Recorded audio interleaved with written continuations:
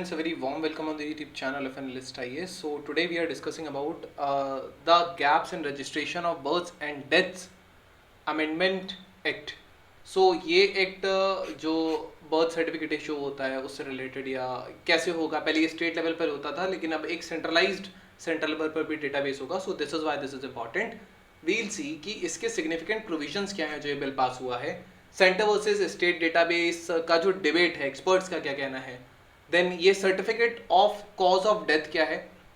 we'll see this. Then we'll see की issues क्या हैं. After that we'll be discussing our today's prelims and the mains practice question. So let's start. Why news जो article है ये births and deaths registration amendment act 2023 को discuss करता है और कुछ पर्टिकुलर डिफिकल्टीज जो इसके साथ एसोसिएटेड है. जो प्रेसिडेंट ऑफ इंडिया है उन्होंने रिसेंटली अपना एसेंट दिया इस बिल को जो पार्लियामेंट ने पास किया था, तो ये लॉ बन ही जाएगा.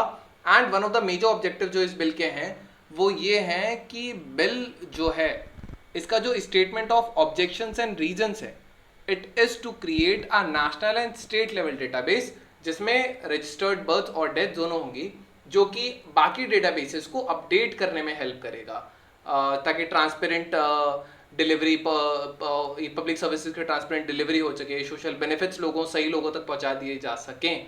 सो दिस इज द केस. अब इसका इंपॉर्टेंट प्रोविजंस क्या है इस बिल के.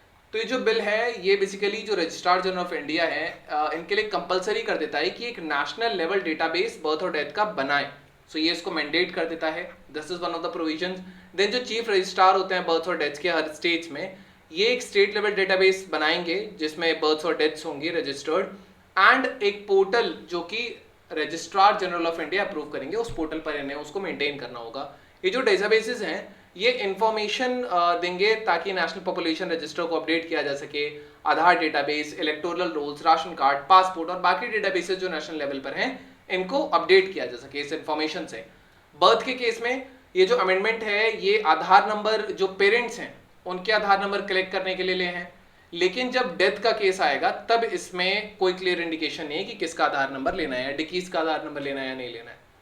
अभी जो अमेंडमेंट है ये मैंडेट करता है कि जितनी भी डेथ्स मेडिकल इंस्टीट्यूशन के अंदर हो रही हैं तो उनको एक cause of death certificate issue करना पड़ेगा और वो registrar of births and deaths को फॉरवर्ड करना पड़ेगा और एक कॉपी क्लोजेस्ट रिलेटिव को भी दी जाएगी.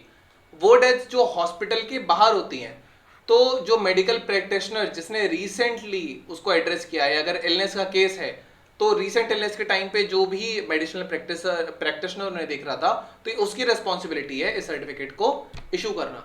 अब एग्जिस्टिंग एक्ट और न्यू एक्ट में क्या डिफरेंसेस हैं. जो registration of birth and death है इसमें पहले registrar general of India guidelines provide कराते थे, लेकिन सेंट्रल लेवल पे अब इन्हें मेंटेन करना है और स्टेट लेवल पे चीफ रजिस्ट्रार को. डेथ सर्टिफिकेट जो registrar of the state government थे ये डेथ सर्टिफिकेट रिक्वायर करते थे, लेकिन अब ये मैंडेटरी हो चुका है रजिस्ट्रार के लिए कि वो डेथ सर्टिफिकेट ऑब्टेन करें.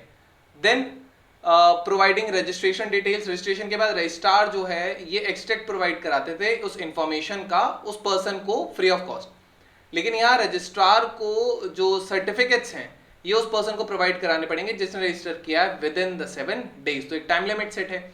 मोरओवर इलेक्ट्रॉनिक सर्टिफिकेट्स की बात करें तो पर्सन एक्सट्रैक्ट ऑब्टेन कर सकता था बर्थ एंड डेथ सर्टिफिकेट्स का रजिस्ट्रार से एज पर रूल, लेकिन यहाँ पे इलेक्ट्रॉनिक सर्टिफिकेट्स जो हैं इनको प्रोवाइड किया जाएगा instead of extracts.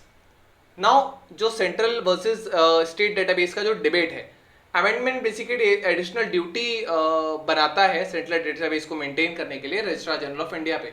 Previously state government जो थी ये रिस्पॉन्सिबल थी इस रजिस्ट्रेशन के लिए और ये रजिस्ट्रार जनरल ऑफ इंडिया के साथ रजिस्ट्रेशन करती थी, कोऑर्डिनेशन होता था एंड रजिस्ट्रेशन सिस्टम का एक यूनिफिकेशन होता था.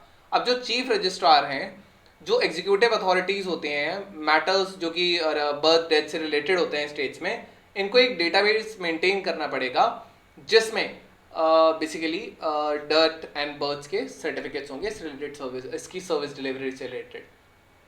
देन एक्सपर्ट्स ने क्वेश्चन किया है कि जो नेशनल लेवल डेटाबेस है इसको मेंटेन करना क्यों जरूरी है, जबकि ऑलरेडी जो स्टेट लेवल डेटाबेसेस हैं ये एक्चुअली से उन्हीं का तो एग्रीगेशन है. Instead alternatives instead there should be alternatives for efficient sharing of data. इनको अडॉप्ट करना चाहिए ऐसे सिस्टम में ताकि डेटा फ्लो हो सके. सेंट्रल बेसिस को डेली या एक रियल टाइम बेसिस पर स्टेट लेवल डेटाबेसेस से ऐसा फ्लो बनाया जाए कि वो इम्प्रूव अपने आप अपडेट होते रहें and based on the standards जो registrar general of India specify करें. जो सेंट्रल डेटाबेस है ये बेसिकली अथॉरिटीज को अवेलेबल कराया जा सकता है जो कि डील करती हैं नेशनल डेटाबेसेस से, डिफरेंट उसके मेंटेनेंस में, उसके प्रिपरेशन में। अब certificate of cause of death क्या है? ये अमेंडमेंट एक और चीज बेसिकली इंट्रोड्यूस करता है जो है cause of death.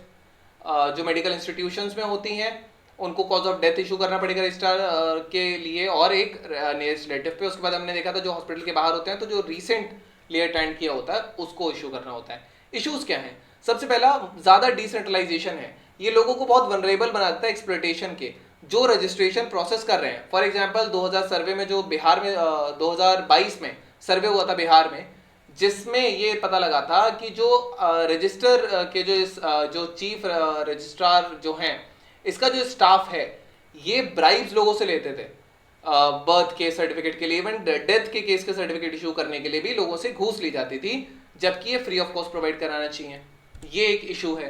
Then Aadhaar card को लिंक करना वोटर आईडी से, इसमें अभी जब इसको लिंक किया गया था तो लगभग 55 वोटर्स को डिलीट कर दिया गया था। इसमें से 5 करोड़ जो वर्कर थे उनका मनरेगा स्कीम से भी नाम गायब था आधार लिंक करने के बाद।